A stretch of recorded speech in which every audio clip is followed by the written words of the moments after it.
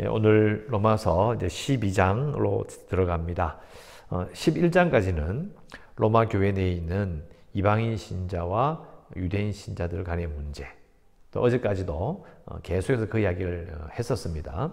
그러니까 이제는 그런 문제를 덮는다 말은 필요 없다는 것이 아니라 이제 마무리를 딱 해놓고 이제 오늘부터 예수 믿는 사람으로서 어떻게 살 것인가, 변화된 신자가 어떤 삶을 살 것인가에 대해서 말하고 있다. 아주 구체적인 실천 방침이 나오기 시작합니다. 1절에 그러므로 앞에 나온 내용을 이제 결론을 삼고, 자, 그러므로 어떻게 할까? 형제들아, 내가 하나님의 모든 자비하심으로 너희를 권하노니 너희 몸을 하나님이 기뻐하시는 거룩한 산 제물로 드리라. 자, 제가 말씀드렸죠. 대명사가 나오면 이거 누구냐고요? 너희는 누굽니까? 이방인 신자입니까? 유대인 신자입니까? 로마 교회 전체 신자를 말하는 거잖아요. 그죠? 이제는 구분하지 않습니다. 교회 전체를 향하여, 교회 내에 있는 모든 신자를 향하여 말합니다. 너희 몸을 하나님이 기뻐하시는 거룩한 산 제물로 드리라. 이게 첫 번째 권면입니다. 자, 몸을 드린다 말은요, 몸은 드리고 마음은 안 드린다는 그런 말이 아닙니다.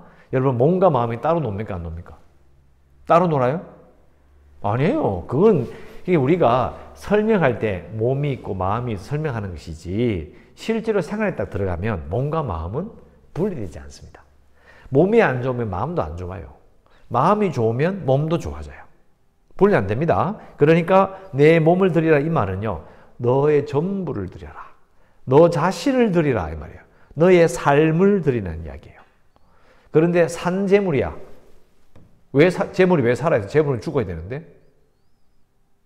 이 무슨 뜻일까요? 이 참 재밌는 말입니다. 다음에 또 드리라는 말도 될 수 있어요. 맞잖아요. 안 죽으니까 다음에 또 드려야 돼. 하나님께 드렸는데 이 제물이 안 죽고 살아있어. 그러면 그 예배 드리고 나면 계속 그 예배 드리는 장소에 살아요? 아니잖아요. 그것을 나와서 밖에 돌아다녀야 돼. 살아야 돼. 그래서 하나님께 바쳐진 존재로 살아가는 거예요. 아, 정말 멋진 표현입니다. 너의 몸을, 그러니까 너희 자신을, 너의 삶 전부를 살아있는 제물로 하나님께 드려라. 그게 바로 뭐라는 거예요? 진정한 예배라는 거죠. 1절 끝에 있는 영적 예배다. 이 말은 번역이 잘못된 겁니다. 제가 설교에서 말씀드렸죠. 아니, 내 몸이 만져지는, 내 몸을 드리는, 내 삶을 드리는데 그게 어떻게 영적이에요? 영과 육은 구분되지 않습니다. 하나예요, 하나. 그러니까 번역을 영적 예배라고 하니까 뭔가 좀 신비하고, 아닙니다. 그래서 제가 이걸 찾아봤다 그랬잖아요. 우리나라에 지금 쓰고 있는 개역개정에 한 30년, 40년, 70년 전의 번역에는 합당한 예배니라 이렇게 되어 있어요. 제가 설교 때 분명히 말씀드렸습니다. 또 지금 최근에 다른 번역에도 보면 진실하고 적절한 예배니라. 그리고 이 영어 성경을 따라가면 상식적인 예배니라 이렇게 되어 있어요. 진실하고 적절한 예배, 상식적인 예배. 그러니까 어떤 상식을 말하는 거예요? 너희들이 예수 믿어서 구원받았으면 너희 몸을, 너희 삶 자체를 살아있는 제물로 하나님께 드리도록 하는 거, 그게 합당한 거야. 너무나 적절하고 진실된 것이다. 이런 말이 되는 거예요. 그러니까 예배는요, 우리가 찬송 드리고 말씀 듣고 그 다음에 기도도 하고 예배라고 이야기하지만, 그러나 예배의 정신은 뭐냐면 자기를 드리는 거예요. 살아있는 제물로 나를 드리는 거예요. 그게 예배의 가장 중요한 핵심이에요. 그게 중요한 거죠.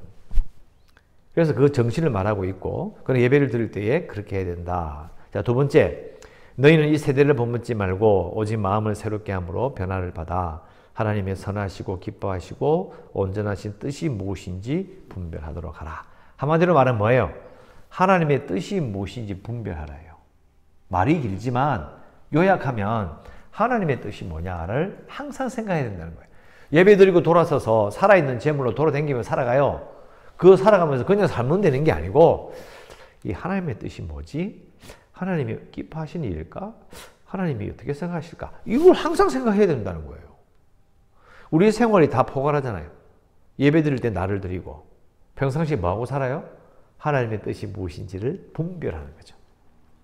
그 이어서 훈련이 계속 되어 가야 돼요. 그러니까 신앙생활은요, 교회 와서 하루 잘한다고 되는 게 아니고 자신의 생활 속에서 항상 고민해야 돼요. 이렇게 해도 될까? 이게 하나님께서 기뻐하실 일까? 하나님을 기쁘시게 할까? 그런 고민들을 가지고 살아야 돼요. 그렇다고 해서 하루 종일 고민만 하라는 말이 아니라 그런 훈련을 계속 해야 되는 거죠. 그러니까 이거 이론적으로 이야기하면요, 오래 믿으면 오래 믿을수록 어떻게 돼야 돼요? 하나님을 더 기쁘시게 하고 하나님의 뜻을 잘 분별하는 사람이 돼야 돼요. 그죠? 당연히 그렇게 되는 거죠.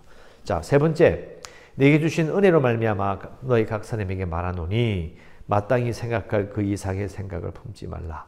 오직 하나님께서 각 사람에게 나눠주신 믿음의 분량대로 지혜롭게 생각하라. 어렵지 않게, 별로 안 어렵죠, 그죠? 자, 그런데 자세히 보면 한글에 문제가 있어요. 자, 마땅히 생각할 그 이상의 생각을 품지 말라는데, 이게 뭘 생각하지 말라는 거예요? 목적어가 뭐죠? 뭘 생각하지 말라는 거예요? 또 그리고 지혜롭게 생각하라니까, 이게 뭘 지혜롭게 생각하라는 거예요? 느끼지십니까? 안 느끼지잖아요. 이게 번역에 문제가 있는 거예요. 영어 성경을 보면 목적어가 분명하게 나와 있습니다.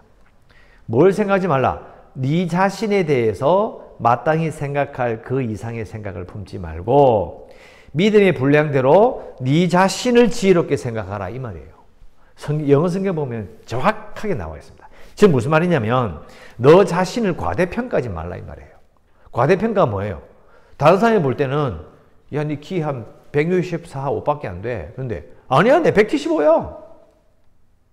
그걸 뭐라고 그럽니까? 과대망상이라고 그러는 거예요. 그러니까 그 생각할 그 이상한 생각 품지 말래. 뭐에 대해서? 네 자신에 대해서 그 생각하면 안 돼. 이건 앞에 있는 그 유대인, 이방인 신자들을 보면 이해할 수 있습니다. 왜? 유대인들 하나님 버렸어. 우리가 하나님 백성이야. 이게 뭐예요? 마땅히 생각할 그 이상의 생각을 품는 거예요. 금방 나옵니다. 그리고 믿음의 분량대로 자기를 지혜롭게 생각하라. 아, 지혜롭게 생각하면 되는 거. 그러면 장사할 때도 지혜롭게 생각하면 되는 거고요. 맞잖아요. 땅 살 때도 지혜롭게 생각하게 되는 거예요. 하나님 믿음의 분량대로 지혜롭게 생각하겠습니다. 이게 말이 안 되는 거예요. 그게 아니고 자신을 과대평가하지 말라고 그랬잖아요. 그러니까 자신의 믿음의 분량대로 아, 나는 믿음이 이 정도구나 하면서 자신을 냉정하게 지혜롭게 판단하라, 이 말이에요. 그래야 된다. 앞에 나오는 이방인 신자들의 잘못된 생각들, 오해들, 교만들을 떠올리면 금방 이해가 되는 거예요. 그래서 제가 항상 강조하잖아요. 성경은 앞뒤 잘라버리고 그것만 딱 읽으면 안 된다고요. 흐름을 보면 그런 의미가 되는 거예요. 그러니까 성도로서 어떻게 살 것인가, 로마 교회 성도들이요, 첫 번째, 여러분 자신을 들이십시오. 그게 합당한 겁니다. 두 번째, 하나님의 뜻이 무엇인지를 분별하도록 애쓰십시오. 세 번째, 자기 자신을 잘 판단하십시오. 이 세 가지예요. 그러니까 우리가 우리 생활에 바로 적용이 가능하잖아요. 예배를 드릴 때마다 아, 나를 드려야 되는데 그런 고민이 있어야 되는 거죠. 하나님, 나를 드립니다. 나의 삶을 주께 드립니다. 이렇게 예배를 드리는 것이 그건 당연한 일이에요. 합당한 일이고 또 항상 생각해야 돼. 하나님의 뜻이 뭐지? 말씀을 읽으며 성경을 묵상하며 큐티하며 생각하는 거잖아요. 하나님의 뜻이 뭐지? 세 번째, 자신을 잘 평가해야 돼요. 내 믿음이 어떠한지, 내가 어떤 사람인지 자신을 건전하게 평가해야 하는 겁니다. 이 세 가지를 로마 교회 그리고 우리에게 말씀해 주고 있고요. 4절, 우리가 한 몸에 많은 지체를 가졌으나 모든 지체가 같은 기능을 가진 것이 아니다. 자, 참 익숙한 말이죠. 한 몸에 많은 지체가 가졌다. 모든 지체가 같은 기능을 한 것이 아니다. 금방 이해하잖아요. 교회는 참으로 다양한 사람들이 있잖아요. 그죠? 물론 지금 우리 뭐 대구 같은 경우에는 이 교회 내 성도들의 이 성분이나 성향이 많이 다양한 편은 아닙니다. 다양한 편은 아닌데 서울 같은 경우만 가봐도 신방 가보면 말도 틀리고 출신한 곳도 틀리고 다 틀립니다. 정말 다양합니다. 그런데 로마 시대는 더 다양했어요. 사람들의 신분이 10가지가 넘어요. 그 출신하는 그 살다 온 데가 완전 달라요. 지금의 뉴욕과 비슷한 곳입니다. 뉴욕은 지금 노예는 없잖아요. 여자로 따로 분리될 정도로 자유인이 따로 분리될 정도도 아닙니다. 그만큼 로마 시대는 정말 다양했습니다. 그러니까 이게 그런 다양한 사람들이 교회에 앉아 있는데 그 사람들을 보고 말하는 거죠. 너희들은 한 몸이야. 기능은 다르지만 하나다. 얼마나 중요한 이야기겠어요. 그죠? 그래서 5절에 이와 같이 우리 많은 사람이 그리스도 안에서 한 몸이 되어 서로 지체가 되었다. 정말 멋진 말입니다. 누구든지 아무리 다 다양하고 다 틀려도 흑인이든 백인이든 여자든 남자든 노예든 자유인이든 간에 로마인이든 간에 유대인이든 간에 중요한 것은 예수 믿으면 하나야 라고 말했어요. 그죠? 이건 우리가 많이 들었던 이야기예요. 자, 그런데 6절, 7절, 8절을 보면 우리에게 은혜를 주시는 은사가 다르다. 그러면서 예언의 은사, 섬기는 은사, 가르치는 은사, 위로하는 은사, 구제하는 은사, 다스리는 은사, 긍휼을 베푸는 은사를 말해요. 그러면 이걸 왜 말할까요? 이렇게 물어봐야죠. 이 은사에 대한 물이 왜 나올까요? 앞에 5절에 나오는 그리스도 안에서 한 몸이 되어 서로가 지체가 되어 살아가는 것을 돕는 걸 말하는 거예요. 뚝 잘라버리고 은사는 이런 게 있구나. 그게 아니고요. 또 헬라어 문장을 원어를 보면 6절, 7절, 8절이 5절을 설명하는 구절이에요. 그러니까 자기들 가진 은사가 있을 거 아니에요.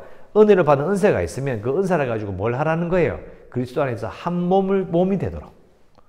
한 몸을 그 교회를 위해서 하나 되기 위하여 그 은사를 사용하라. 이렇게 정확하게 번역이 가능합니다. 그래서 은사를 받은 자가 교회를 갈라요? 그럼 진짜 하나님의 저주받을 짓이에요. 그리스도의 몸을 쪼개는 겁니다. 그게 왜 그러냐면, 왜 그렇게 갈라나가냐면요. 성경을 몰라서 그런 거예요. 한 몸이 된 것을 지키기 위해서, 한 몸을 세우기 위해서 하나님께서 은사를 주셨는데, 다른 은사를 주셨는데, 이런 걸 모르는 거예요. 기가 막히는 거예요. 저 은사만 받으면 난리를 치고, 교회 갈라가고, 교회 세우고, 이런 거 보면, 기가 차는 거죠. 그러면 안 됩니다. 성경을 몰라서 그런 거고요. 그래서 우리가 이 교회에 대한 지침, 정말 실천적인 이 바울의 지침, 바울을 통하여 말씀하신 하나님의 뜻을 우리는 분명하게 알아야 합니다. 자, 기도 제목은 이제 바로 1절, 2절, 3절로 기도할 수 있습니다. 예배 때마다 나를 드리겠습니다. 이렇게 기도해야 합니다. 하나님, 오늘도 이 예배를 통하여 나를 드리겠습니다. 라고 기도해야 되고요. 하나님의 뜻을 분별하려고 했으며 나 자신도 잘 분별하겠습니다. 이렇게 기도해야 돼요. 하나님의 뜻을 분별하려고 애쓰겠습니다. 나 자신도 잘 분별하려고 애쓰겠습니다. 라고 기도하시고요. 그리고 5절 말씀대로 우리 교회가 예수 안에서 한 몸이 되기를 원합니다. 라고 기도하시길 바랍니다. 예수님 안에서 한 몸이 되기를 원합니다. 라고 기도하시고요. 우리 교회가 국내 방조될 수 있도록 재개발을 위해서도 코로나19 대유행이 되지 않도록 기도하시길 바라고요. 대구에서 어제 16대 올라갔다고 합니다. 그러니까 대강적으로 1000명이 넘는다고 볼 수 있죠. 그래서 이 일들이 번져나가지 않도록 잘 수습될 수 있도록 꼭 기도해 주시고요.